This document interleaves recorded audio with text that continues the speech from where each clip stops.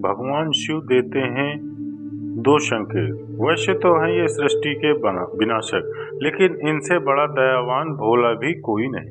शिव तो इतने भोले हैं कि कोई उन्हें सच्चे मन से बस बेलपत्र ही चढ़ा दे तो वो उसी से ही प्रसन्न हो जाते हैं। इसीलिए तो हम उन्हें भोलेनाथ भी कहते हैं। भोलेनाथ को तो अगर राक्षस भी प्रसन्न कर दें तो वो उसे भी मनचाहा वरदान दे देते हैं। ऐसे हैं भोलेनाथ।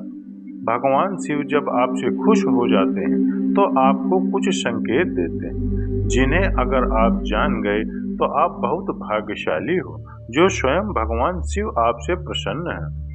मित्रों, आपको अच्छी लगे तो अवश्य एक लाइक करिएगा मित्रों। संकेत तो चलिए मित्रों, पहला संकेत है, अगर आप भगवान शिव को देखते हैं तो आपका मन खुश हो जाता है और आपको एक असीम शांति का अनुभव होता है।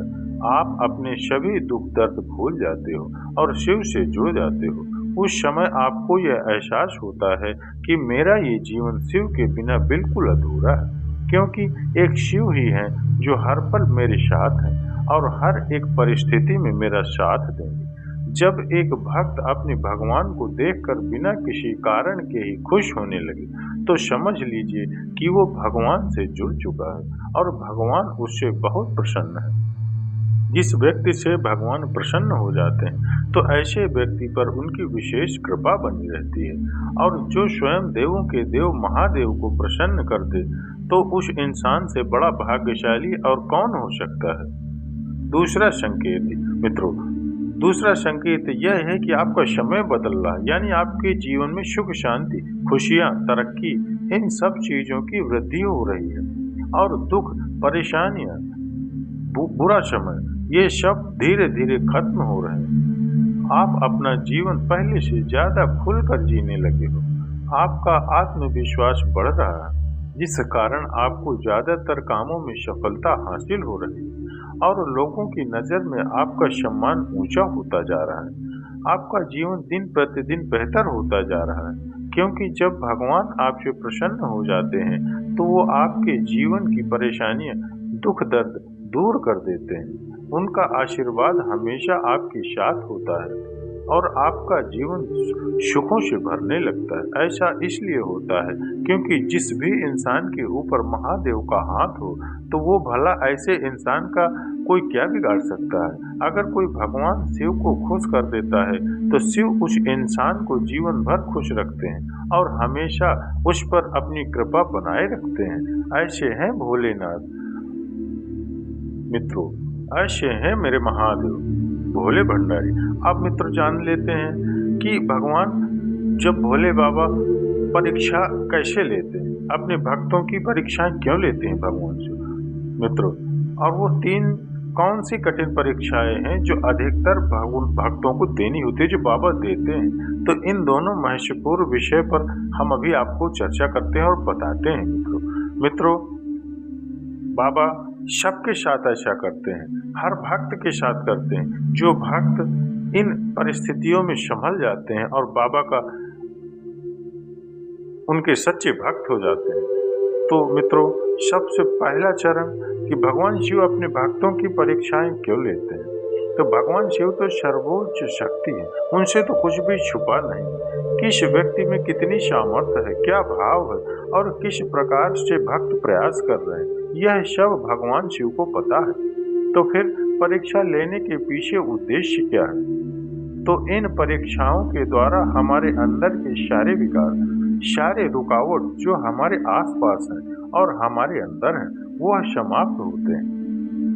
साथ ही हमारे संचित कर्म कटते हैं और बिना कर्मों के कटे हुए व्यक्ति का उद्धार संभव नहीं।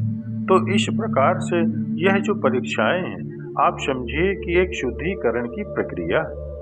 शुद्ध करते हैं। जितना हम ज्यादा तैयारी करते हैं उतना ही ज्यादा हमारे दिमाग का विकास होता है, हमारी बुद्धि का विकास होता है। उसी प्रकार ऊर्जा जगत में, भक्ति के क्षेत्र में, अध्यात्म के मार्ग में जितनी ज्यादा कड़ी परीक्षाओं से हम गुजरते हैं उतना ही ज्यादा हमारी ऊर्जा हमारा आभा मंडल परिपक्व होता है और हमारी भक्ति भी भगवान शिव के प्रति उतनी ही गहरी होती है। और इन परीक्षाओं के द्वारा हमारी समझ विकसित होती है, खुद के प्रति भी और दूसरों के प्रति भी।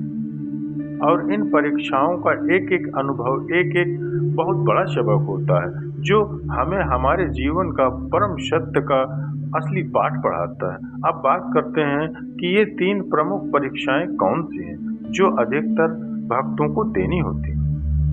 तो सबसे पहली जो परीक्षा होती है वह है कि जैसे जैसे हम साधना के क्षेत्र में आगे बढ़ते हैं, रास्ते कठिन होते जाते हैं। और प्रारंभिक चरण में तो यह होता ही होता है। साधना में, भक्ति में शुरू के जो कुछ साल होते हैं, उस समय बहुत कड़ी परीक्षाएं भक्तों की होती हैं और बहुत तरह की बाधाएं भी पैदा होती हैं। यानी शारीरिक कष्ट बहुत बढ़ जाता है। पूरे बदन में दर्द का होना, सर भारी होना, शरीर में पीड़ा का होना, और कभी कभी यह तो शारीरिक कष्ट बहुत बढ़ जाता है कि पूजा स्थल में बैठने में भी असुविधा महसूस होती है। ऐसा क्यों होता है? ऐसा इसीलिए होता है कि हमारे रुकावटें, पुरानी भावनात्मक गांठें जो हमारे अंदर गहरे जड़े जमाए हुए हैं, हमारे संचित कर्मों के रूप में स्थित है, वो कट रही होती है। तो यह तकलीफें शारीरिक कष्ट के रूप में सामने आती है।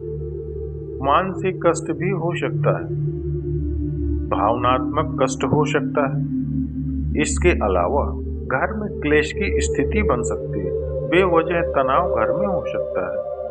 इस प्रकार हो सकता है, और जिस वजह से भक्तगण, साधकगण ध्यान नहीं लगा पाते हैं। और इन सब कष्टों से, चाहे वह मानसिक कष्ट हो या शारीरिक कष्ट, इनसे निपटने के लिए एक ही उपचार है, वह निरंतर भगवान शिव के मंत्रों का जप, अपने इष्ट के मंत्रों का जप और उनके प्रति पूर्ण समर्पण। तो बहुत जल्द स्थिति से हम लोग उभर कर बाहर आ जाते हैं। दूसरा, पूजा और साधना का फल न मिलना या फल मिलने में देरी होना। और यह परीक्षा जो होती हैं, भक्तों की होती हैं।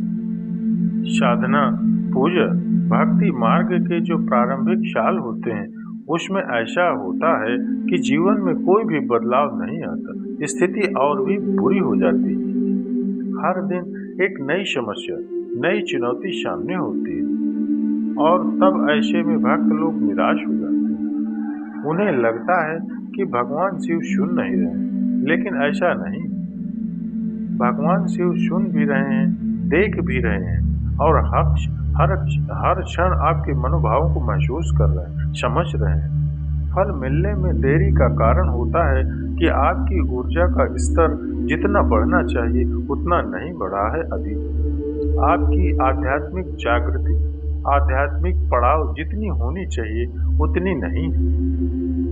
जिस फल की, जिस जीवन की आप आकांक्षा कर रहे हैं, अभी आपके कर्म उतने नहीं कटे हैं जितने कटने चाहिए। और जब ये सब चीजें हो जाती हैं, कट जाती हैं, तो भगवान शिव तो जब देंगे तो कुछ बड़ा ही देंगे। आपके ने एक छोटे बच्चे को देखा है जो अपने माता पिता से गाड़ी चलाने के लिए जिद करता है, वो चाबी मांगता है।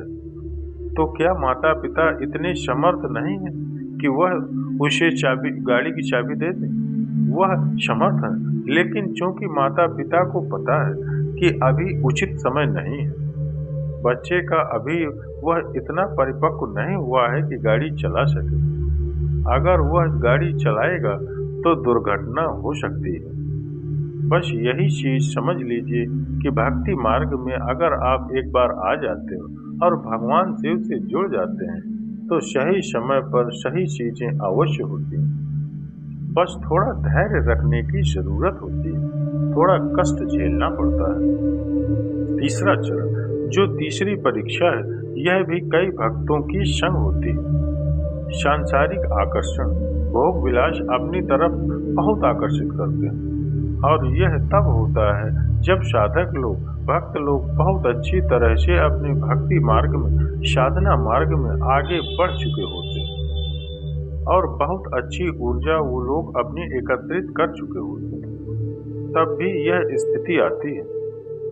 आपने देखा है कि मछली जब भोजन की तलाश में जाती है तो उसे आकर्षण का सामना करना पड़ता है और वह जाल में फंस जाती है, जहां से वह नहीं निकल पाती। उसी प्रकार इस संसार में बहुत सारे आकर्षण हैं जो साधकों के आगे, भक्तों के आगे लाए जाते हैं उनके विवेक की परीक्षा के लिए।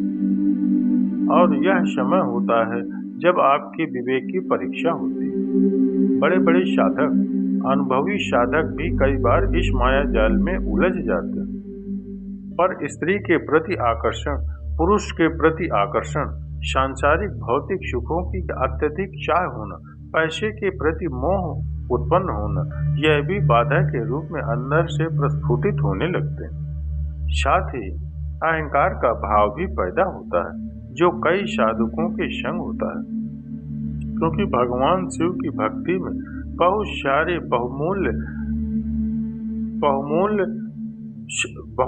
बहुमूल्य अनुभव साधकों को होते हैं, तो उनकी ऊर्जा भटक जाती है। बहुत तरह से भगवान शिव मदद भी करते हैं। भगवान शिव अपने आसपास होने का अनुभव भी कराते हैं। अब जो जागरूक साधक है वह तो अपने विवेक का प्रयोग करते हैं और इस अहंकार से मुक्त होने का प्रयास भी करते हैं और मुक्त भी हो जाते हैं, और इस अहंकार से लोभ लालच से परे चले जाते हैं भगवान शिव के आशीर्वाद से, भगवान शिव की कृपा से। लेकिन वही कुछ ऐसे भी होते हैं जो विवेक का प्रयोग नहीं कर पाते हैं और साधना में जो उन्हें कुछ अनुभव हो रहे हैं या उन्हें उपस्थिति भगवान की महसूस हो रही है, उनकी ऊर्जा आसपास महसूस हो रही है, इसको ही परम सत्य मान लेते हैं, अंतिम सत्य मान लेते हैं। उन्हें लगता है कि अब सब कुछ मिल गया। ऐसा नहीं, यह तो आपकी साधना का जोर चल रहा है, पथ चल रहा है, इसके बीच के पड़ाव। अभी तो अंतिम लक्ष्य तक पहुंचने में आपका बहुत समय है। तो ये लोग भटक जाते हैं, अहंकार की स्थिति पैदा हो जाती है और जो ऊर्जा उन्होंने नाम जप से एकत्रित की है वो ऊर्जा क्षीण हो जाती है। तो यह 3 परीक्षाएं, कड़ी परीक्षाएं भक्तों की होती हैं और इस समय सावधान रहने की जरूरत है। इसी के साथ यदि आपके कुछ सवाल उत्पन्न होते हैं तो आप हमें कमेंट में लिख सकते हैं। अगर जानकारी अच्छी लगी हो तो एक लाइक अवश्य करें मित्रों, और शेयर करें मित्रों, और कमेंट में ओम नमः शिवाय, हर हर महादेव या श्री शिवाय नमस्तुभ्यम अवश्य लिखें।